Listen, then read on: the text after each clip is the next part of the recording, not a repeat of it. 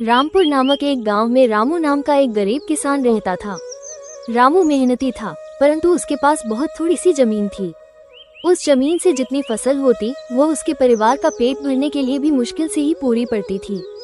उसकी गरीबी और मेहनत को देखकर गांव के लोग कहते, रामू, इतनी मेहनत का क्या फायदा?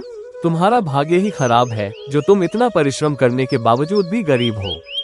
ये सुनकर रामू थोड़ा उदास हो जाता, पर फिर भी वो मेहनत करना नहीं छोड़ता। एक दिन गांव में एक साधु आए। गांव के लोग उनकी बातें बड़े ध्यान से सुनते थे और उन्हें बहुत मानते थे। रामू भी उनके पास गया और अपनी गरीबी और मेहनत की कहानी सुनाई। साधु ने उसे ध्यान से सुना और फिर कहा, तुम्हारी मेहनत जरूर रंग लाएगी बेटा, बस धैर्य रखो और अपनी मेहनत को बढ़ाते रहो। कभी कभी हमारी मेहनत के फल का समय आना थोड़ा देर से होता है, परंतु मेहनत का फल निश्चित रूप से मिलता है। रामू को साधु की बात से थोड़ी हिम्मत मिली और वो और भी मेहनत से खेती में जुट गया। दिन रात मेहनत करता, खेतों में घंटों समय बिताता। समय बीतता गया, लेकिन रामू की स्थिति में कोई खास बदलाव नहीं आया। फिर भी रामू ने अपने परिश्रम को कभी कम नहीं होने दिया।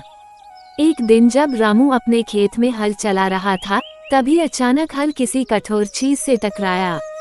उसने हल को जमीन से निकाला और देखा कि वहाँ कुछ चमक रहा है।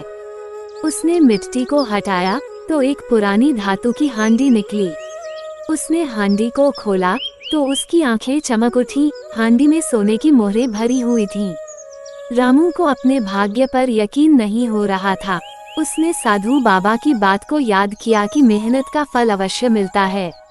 रामू ने उन सोने की मोहरों से थोड़ी जमीन और खरीदी और बेहतर बीज और साधन जुटाए। अब उसकी फसल बहुत अच्छी होने लगी और कुछ ही सालों में वह एक समृद्ध किसान बन गया। उसकी मेहनत और भाग्य ने मिलकर उसका जीवन बदल दिया। इस घटना के बाद गांव के लोग भी उसकी तारीफ करने लगे और कहने लगे, देखो, मेहनत का फल मिलता ही है, बस धैर्य रखना जरूरी है।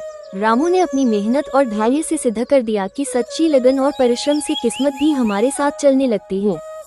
अगर आप सारे लोग इसी तरह का वीडियो देखना चाहते हैं तो मेरा चैनल को सब्सक्राइब और शेयर करना ना भूलें।